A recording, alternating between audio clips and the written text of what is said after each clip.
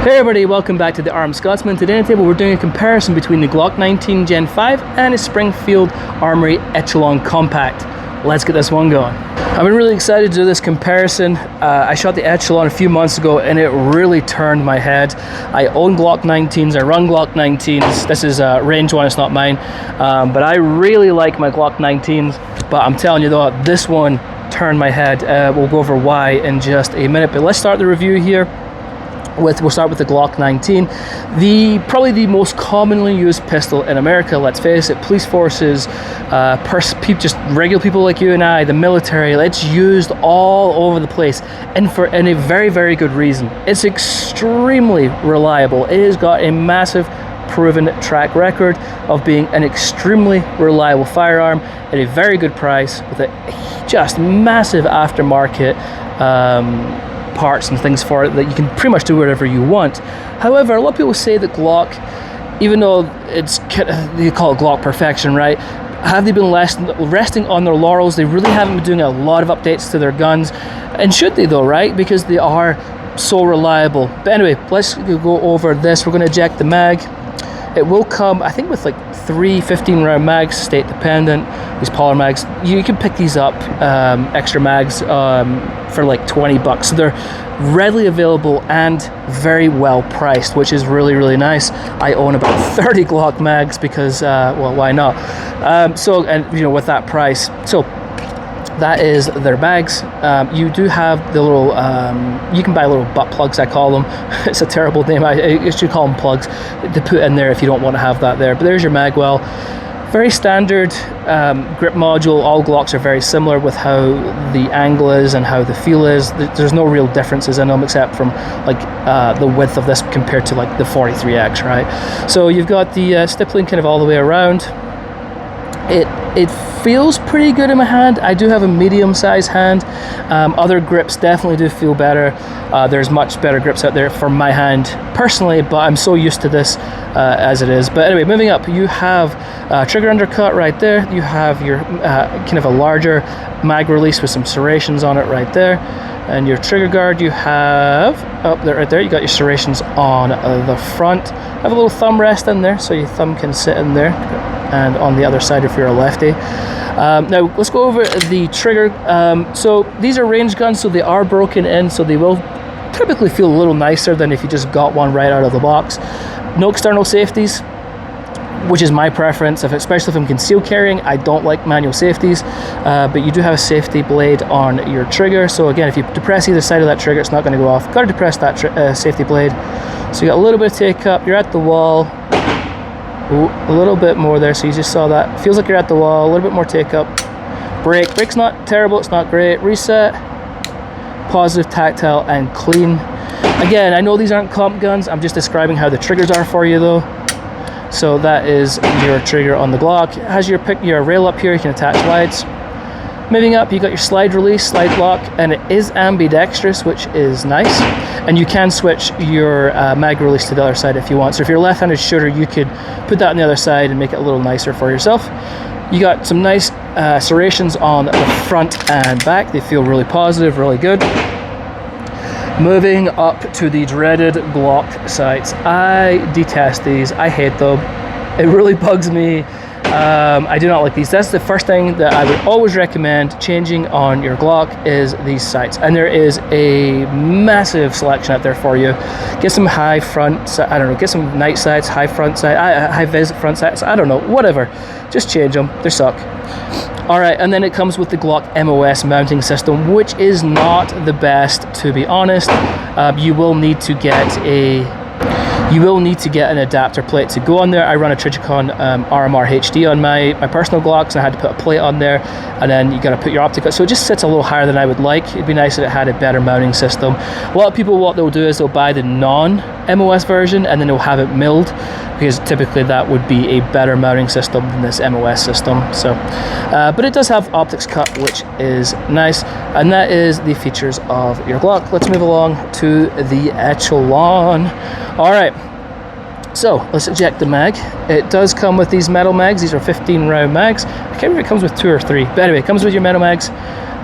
This is the bottom right here, so very similar to your Glock. I really like the texturing around this grip. It's really nice. Very nice indeed. And it does have adjustable back straps, and you can put back straps on your Glock 19 as well. I prefer this system though, and how they do it with this compared to this one, but you can change these out to get like a different palm swell and things like that. Again, very similar to the Glock, but I like the texturing better on here than on the Glock.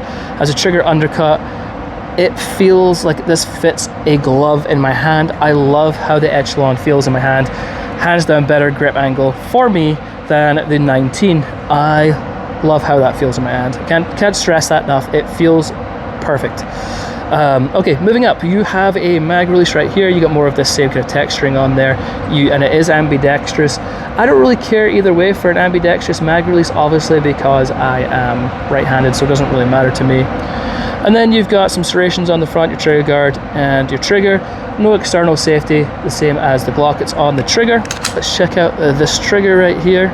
Safety blade, tilt that in. Much better trigger pull than the Glock. Reset. Now that reset is definitely not as nice as the Glock. It's short. It feels a little shorter, but it's not as tactile and it's not as positive. Brake's fantastic. So it's kind of the reverse on the guns for me. Brake is much better. The reset, I don't feel it as much. It's not as positive and tactile. So very interesting. But overall, the brake miles better for me than that Glock. You got a 1913 pick rail for your lights and whatever else. You have a kind of a, I was going to say, what did they call it? A speed ramp or whatever. I can't remember the name of it, but anyway, so you put your thumb up here, you can rest it on there to get more of a grip and push down that gun to mitigate the recoil, and then that is your takedown lever, which is also it's got that texturing on it. It's slightly curved out as well. Now it's not massively curved out. Let me get that back in focus, but it is enough to get my thumb on there and to help control the gun. So it is definitely a benefit in my opinion. You have your slide lock, slide release. It is ambidextrous and it is slightly protected. You can see right there with those raised parts to help. I have no issues hitting it and releasing it, no more than the Glock. Now you'll notice there's a cutout in the frame. Now that's because inside this it has a fire control unit, which means the whole trigger and whole pack you can pull out. That's the serialized part. Is when you pull it out, you have this fire control unit, which is serialized part, not the frame. The frame on the Glock is a serialized part. The trigger, the fire control group is the serialized part. So you can take this out, put it into a different frame and do whatever you want. So the modularity definitely is better in the Echelon. Now, I don't, maybe this is just me, I don't really like the modularity, the fire control unit, being able to take it out and switch it to different guns. I don't really care. I personally wouldn't probably take it out and switch the frames, but I could see maybe why it would be a benefit to some people. For me, it's not. So I don't really care, but some people definitely will. So that could be an excellent upgrade if that's something you're looking for. It doesn't really bother me though. So yeah, fire control unit. Okay. So moving up to the slide, you got some really nice chunky serrations in here. I mean, they're kind of, you can see how it's cut out of the slide, and then you got the serrations. They're chunky, they're grippy, they feel excellent, very, very nice. Moving up to the sights, they come with a much better sighting system. This, if I can get that to focus on the front, you get a high-vis front sight on there, and it is a night sight. On that, sorry, it does not want to focus for me. And then you have that rear U-shaped. I'm not loving the rear U-shaped sight. I do like the front, but out of the box, miles better than the Glock sights. I wouldn't feel the need to change these. Maybe eventually, but not right out of the box. I wouldn't mind. And then we come to the optic mounting system. So their optics system is called VIS, Variable Interchangeable System, or something like that. I can't remember the exact name. I'll roll it in, but it allows you to, it's got a bunch of different mounting systems, so you don't need a plate, and most optics that you get will fit in this particular optic system, which is fantastic because I'm not looking to buy extra plates. It's the optic's going to sit nice and low in there, you know, because with the Glock I'm putting on a plate and then I'm putting on an optic.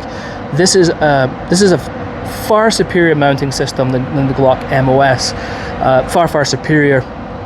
So excellent optic system for mounting there, and that's pretty much, you got the kind of that ramp on the other side, I just pointed out on here. So very feature rich on this gun. So let's go ahead and shoot them. Let's talk about that.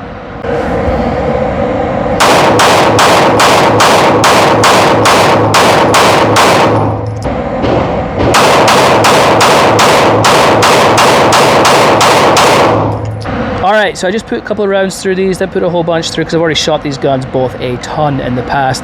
So they both feel pretty similar. I think the Glock 19 might be the slightly smoother shooter for me. Again, this is just personal, right? Like, you might disagree with me, and that's a-okay.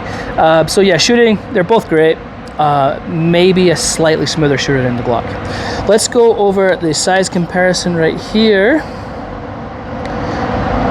They're pretty similar in size. That the Echelon is definitely a tiny bit wider on the top on that slide. I'd say the grip, maybe the Glock 19 maybe is a little wider. So I'll put in there. But let's talk about like the feature set. So shooting, you know, that's definitely kind of a, you know, maybe it feels a little better, maybe not. They're both pretty similar in my opinion. Out of the box, there is no question that the Echelon is the better deal. Better sights, better optic system, better trigger brake, not better trigger reset. Feels fantastic in my hand with this grip, and you've got your kind of your speed pedals up here. I don't know, you want to call them speed pedals. So for me, out of the box, this offers way more than a Glock 19. I've owned a 19 for a long time. I have a one at home. It's customized, different trigger, the Radian, and all that stuff. So I really like my 19s. I love my 19s, but I wasn't joking when I said these Echelons turn my head because they've got so much going for them, in my opinion. Now, if I was getting into shooting and then coming across these two guns, knowing nothing really about the history, the reliability, and all the amazing stuff that Glock 19 has behind it, I would probably go with the Echelon. Now, the Echelon does not have, obviously, the history that the Glock does, but I really, really like the Springfield Echelon. I think it's an incredible gun. It's very, very good. Now, so is the 19. I love my 19s. Please don't get me wrong.